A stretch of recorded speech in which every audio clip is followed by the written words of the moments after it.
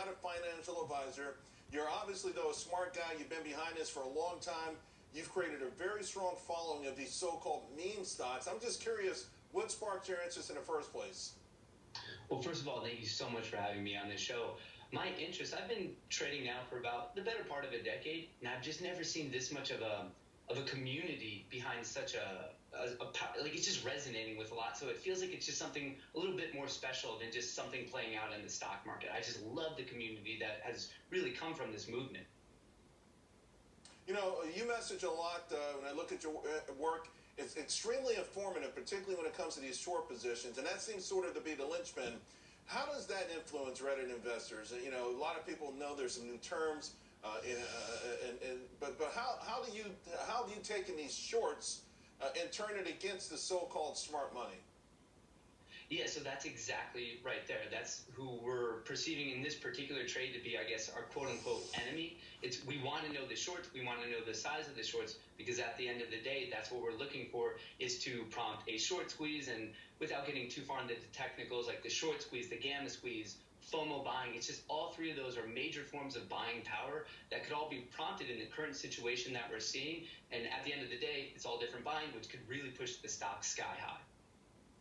Yeah, you guys have flipped the script big time. You know, it's interesting. Early in the year, Wall Street went crazy. The financial media hated you.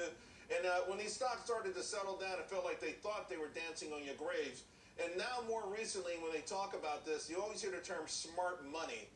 The insinuation is that anyone who's buying these stocks right now is the dumb money. How does that make you feel? Well, I mean, I guess at the end of the day, even if that's our moniker of sorts, if we're being referred to as dumb money, I mean, at the end of the day, at least we're making money. So in this particular scenario, I'm proud to wear that badge because at the end of the day, my portfolio is higher. Well, you've been trading for a decade, so you understand traditional valuation metrics, and certainly using them, all of these stocks should be oversold. So how do you justify, you know, there's a diamond hand approach to this, holding them long term? What are you using to say, okay, it's justified holding these names for 1, 2, 3, 4, 5 years, because you can't do it using traditional valuation metrics?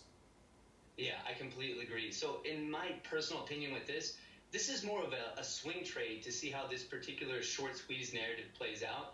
I think the discussion for a long-term hold is actually better taking place like when this particular storyline is done, because right now it's a smaller time frame. It's that classic David versus Goliath, retail versus Wall Street, the 99 versus 1. At the end of the day, you love the underdog story. But with that being said, this is not a long-term underdog story.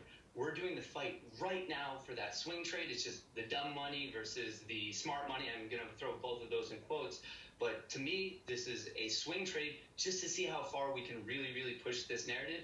And for me, I do like AMC long-term, but I would consider that an investment once this particular storyline is complete.